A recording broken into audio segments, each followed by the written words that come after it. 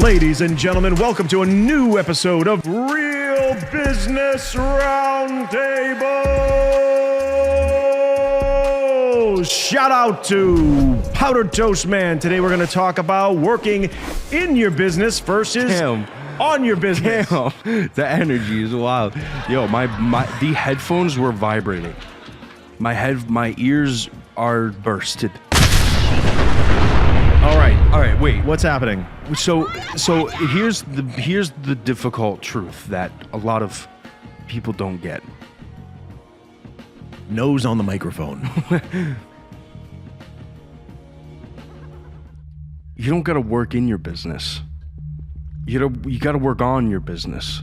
If you're working menial task, if you watched the last episode, noise, Yes. you don't have a business. You're working for your business. But if you're working on signal, you're working on things that matter. You own a business. And you have other people doing the business. Work in the business. You get what I'm saying? Yes, That's what we're going to talk about today. Own your business. Don't create a job. Create a business. Now, what is the difference between working on it and working in it? Now, there's nothing wrong with entrepreneurs being involved with the day-to-day, which I am actually one of those people. I am involved in a very intricate, specific, required piece of the business, big time. So I'm one of the gears. I'm one of the gears. That's crazy. That's crazy. I'm one of the Gang gears. signs. Hey, shout out to Starbucks Nitro for giving me that hand energy. And palpitations, heart palpitations. Hand energy. Don't drink too much, you might die. I am up in the sky with the seagulls. All right. So the working on your business versus in your business is very, very important. So sometimes as an entrepreneur, if you're the face of the business and you're out there and you're shaking hands and people know you are the business, right? Sometimes, especially if you're involved with some kind of facilitation of one of the silos within your business, you have to sometimes step back, review the drawing board. And the drawing board is not set in stone, just like a business plan. You can edit that thing. My business plan's up here. It's kind of go as you go, make maneuvers and changes as you go based on how the market responds or what's going on with internal things. So I'm kind of more of a move and edit. That's how it goes with the hand movement. Move, edit. And that's my style, right? So I will work in, step back, go in the sideline. You're in the little pit crew area. The F1 car pulls in and you're like, all right, this needs new tires. Lift it up, fill up the gas. Anything else? Oh, got proper insurance. Okay. How fast are we getting our websites done? Okay. So I have to step back as a business owner and say, okay, where are we at? What the is going on? You got to fine tune things. That's when you're working on your business. Now, sometimes everyone's different. I'm not putting anybody down, but let's say the business owner who's really just separated, he's golfing, he's meeting women in Vegas. He might call his manager and go, what's going on there? Right? That type of business owner from the very, very far away and very disconnected runs a few issues with risk. If you are working on your business from a significant distance, not necessarily geography, meaning mentally, if you're too busy golfing or BSing and doing riffraff and drinking, you may run into a situation that you become too disconnected where you're working on the business in your mind, you feel good, but you're not involved enough to see the day-to-day.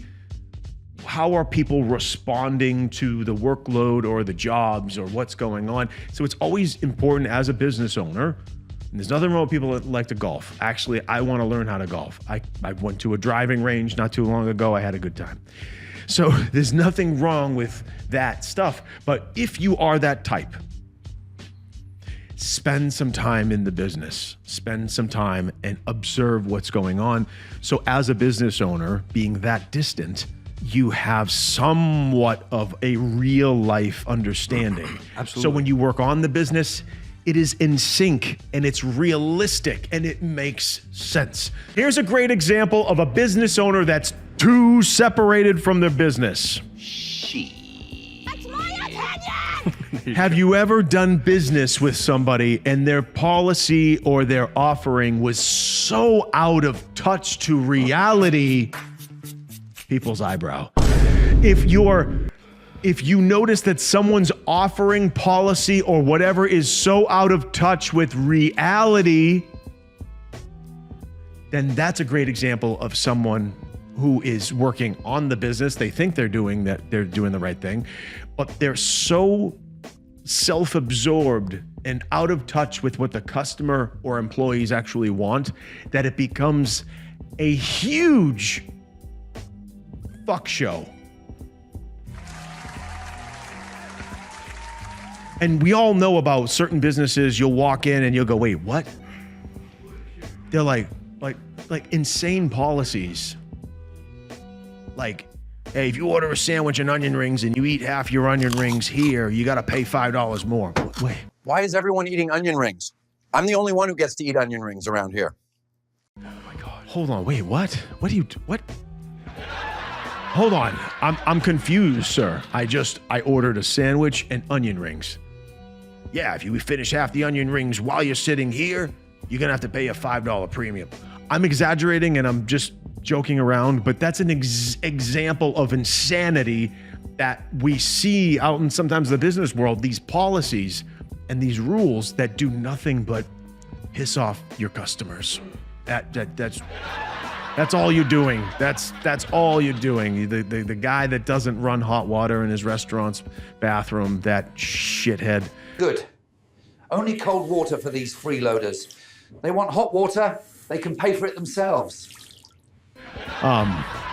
Those are the people who, they're not thinking about their customers. They're just thinking about them. It's not all about you, pal. All right, so let's stay focused. So when you're working on your business, you want to make sure when you step aside, if you are working in the business type, when you are working on the business, you want to look at the fundamentals, the standard things. Look at your cost of goods sold.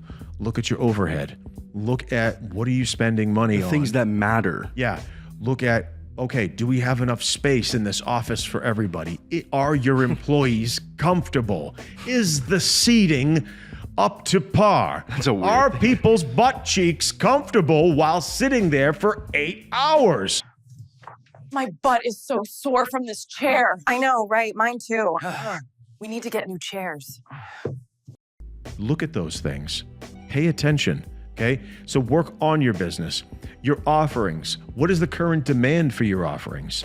Well, how is the market responding How to are they your positioned? offerings? Yeah. Things change. Things switch. Things get real trendy. So you got to kind of wrangle people in when they get all excited about a little trend, and you got to find out, okay, is this viable? Is this good? Can I roll this into my offering? Does it make sense? So working on the business isn't just what's physically going on in the business. It's, okay, what could I add? What could I tweak? Could I make something new? Could I add a new product? We talked about the episode prior. Could I make a new product? But when you're working in your business and on your business, you gotta have the ability to step aside. Yes, You'll be stuck. Well, you'll be stuck, and then an industry change could happen, and those are shitty. I've seen this happen with other people, and it's like, it's not good. But you have to stay on top of things and watch what the hell's going on. Keep your eyes. Zoom into my eyes. Like I've told you before, there are these two moist balls inserted into your skull called eyeballs. They translate information and pass it to your brain. Keep them open. Pay attention to what's going on. Listen. Even on social media, when you're scrolling, you see some kind of hot trend, look into it. Don't dismiss it. Don't do that. Pay attention. Is that viable? Is this trending? Is it sticking? It's not like a meme that you see people sharing around for a little bit, then it disappears. Is this something that has legs? Does it have a future? Very important to keep your mind open on what you could bring to the table for your business and work on your business by making that change to be more up to date and modern. So like the main point that I want to crack in is the, like I said in the last episode, but I love the way it's positioned, is the difference between noise and signal. You got to build your business to the point where it can function without you to a point. Right now, there are certain pieces within that business that you're always going to tweak and pivot and change, and that's good. That's what the owner should be doing. Don't focus on the noise.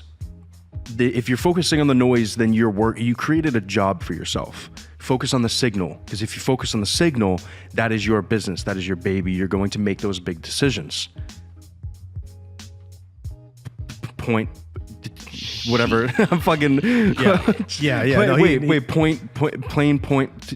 Yeah. Yo, cue the kid. Have you ever had a dream that you So let's talk about, we were talking about working on your business. Now, working in your business, there is a huge benefit to this as an entrepreneur.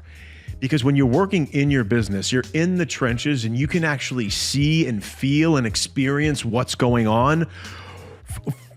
What do they call it?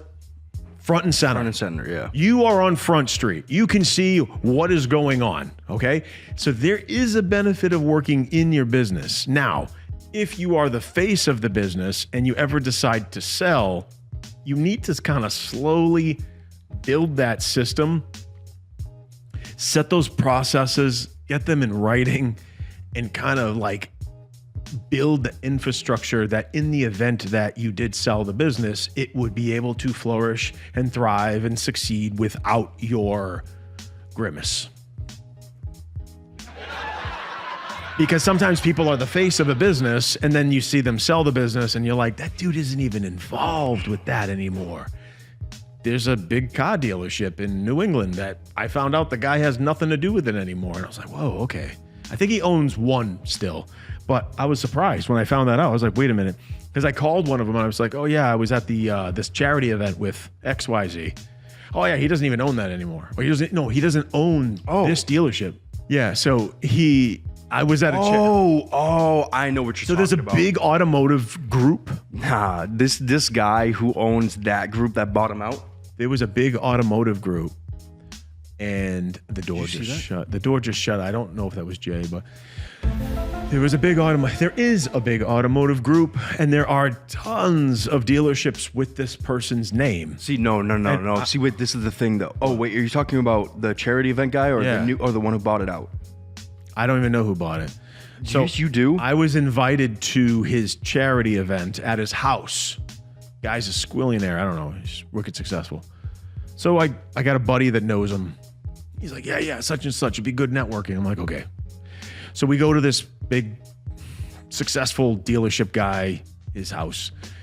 And there was some music, some singers, and we were experiencing his garage, and we could see all of his really nice Ferraris.